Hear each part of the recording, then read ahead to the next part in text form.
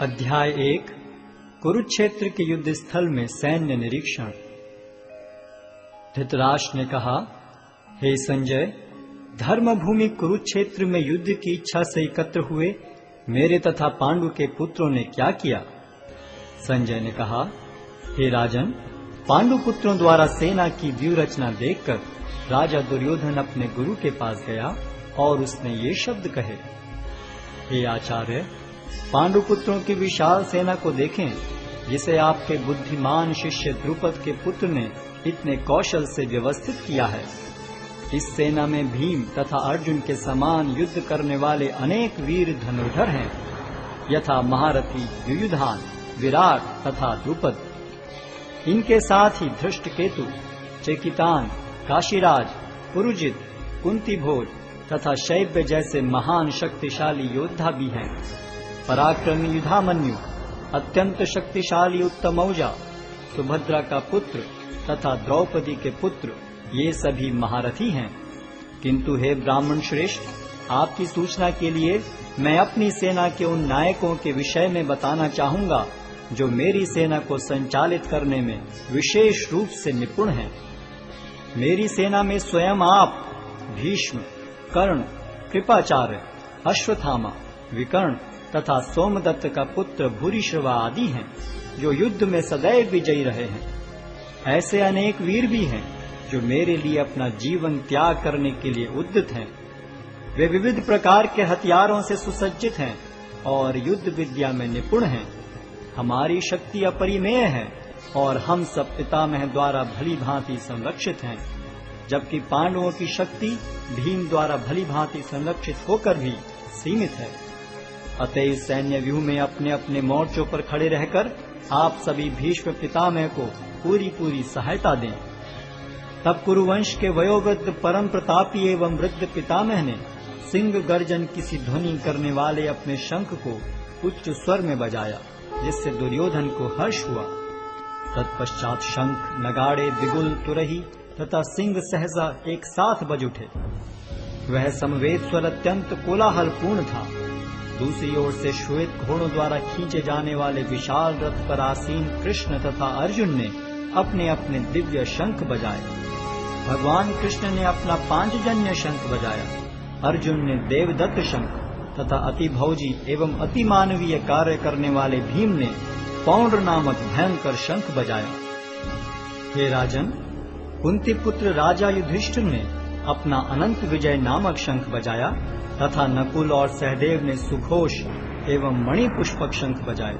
महान धनुर्धर काशीराज, परम योद्धा शिखंडी, धृष्टद्युम्न, विराट, अजय सात्यकी, द्रुपद, द्रौपदी के पुत्र तथा सुभद्रा के महाबाहु पुत्र आदि सबों ने अपने अपने शंख बजाए। इन विभिन्न शंखों की ध्वनि कोलाहल पूर्ण बन गई, जो आकाश तथा पृथ्वी को शब्दायमान करती हुई धृतराष्ट्र के पुत्रों के हृदय को विदीर्ण करने लगी। उस समय हनुमान से अंकित ध्वजा लगे रथ पर आसीन पांडु पुत्र अर्जुन अपना धनुष उठाकर तीर चलाने के लिए उद्यत हुआ। हे राजन, धृतराष्ट्र के पुत्रों को व्यूह में खड़ा देखकर अर्जुन ने श्री कृष्ण से ये वचन कहे। अर्जुन ने कहा, हे अच्युत, कृपा करके मेरा रथ दोनों सेनाओं के बीच ले चलें, जिससे मैं यहाँ उपस्थित युद्ध की अभिलाषा रखने वालों को और शस्त्रों की इस महान परीक्षा में जिनसे मुझे संघर्ष करना है उन्हें देख सकूं। मुझे उन लोगों को देखने दीजिए जो यहाँ पर धृतराष्ट्र के दुर्बुद्धि पुत्र दुर्योधन को प्रसन्न करने की इच्छा से लड़ने के लिए आए हुए हैं। संजय ने कहा, हे भरतवंशी, अर्जुन द्वारा इस प्रकार संबोधित किए जाने पर भगवान कृष्ण ने दोनों दलों के बीच में उस उत्तम रथ को लाकर खड़ा कर दिया। भीष्म, द्रोण तथा विश्व भर के अन्य समस्त राजाओं के सामने भगवान ने कहा कि हे पार्थ, यहाँ पर एकत्र सारे कुरुओं को देखो। अर्जुन ने वहां पर दोनों पक्षों की सेनाओं के मध्य में अपने चाचा ताऊओं, पितामहों, गुरुओं, मामाओं, भाइयों, पुत्रों, पौत्रों, मित्रों, ससुरों और शुभ चिंतकों को भी देखा।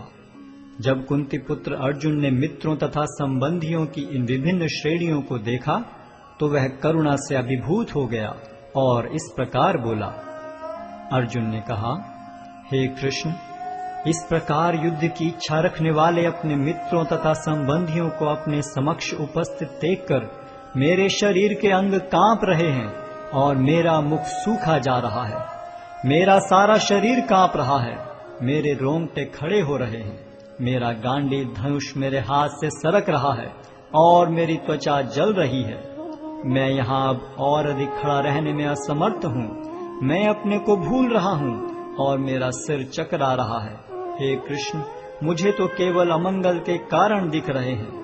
हे कृष्ण, इस युद्ध में अपने ही स्वजनों का वध करने से न तो मुझे कोई अच्छाई दिखती है और न मैं उससे किसी प्रकार की विजय, राज्य या सुख की इच्छा रखता हूँ। हे गोविंद, हमें राज्य, सुख अथवा इस जीवन से क्या लाभ, क्योंकि जिन सारे लोगों के लिए हम उन्हें चाहते हैं वे ही इस युद्ध भूमि में खड़े हैं।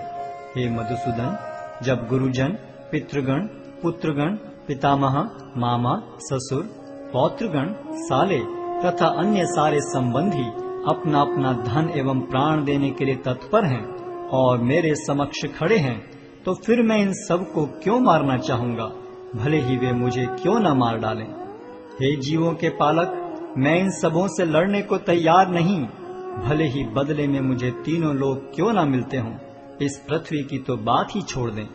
भला धृतराष्ट्र के पुत्रों को मारकर हमें कौन सी प्रसन्नता मिलेगी।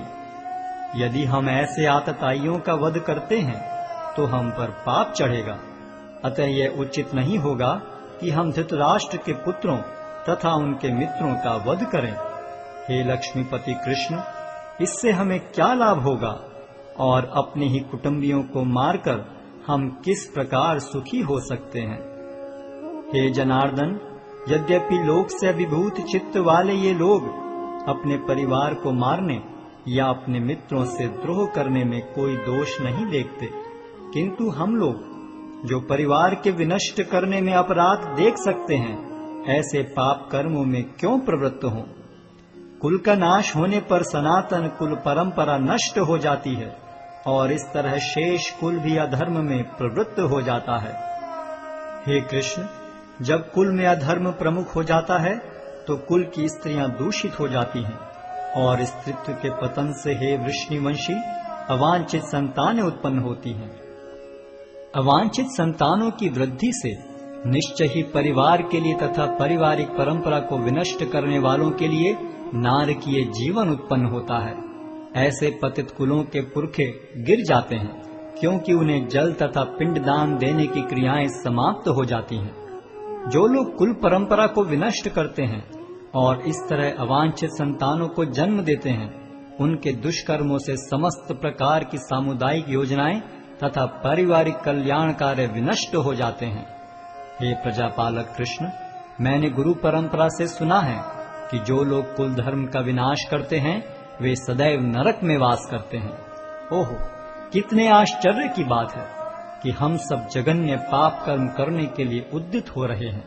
राज्य सुख भोगने की इच्छा से प्रेरित होकर हम अपने ही संबंधियों को मारने पर तुले हैं। यदि शस्त्रधारी धृतराष्ट्र के पुत्र मुझ निहत्थे तथा रणभूमि में प्रतिरोध न करने वाले को मारें तो यह मेरे लिए श्रेयस्कर होगा।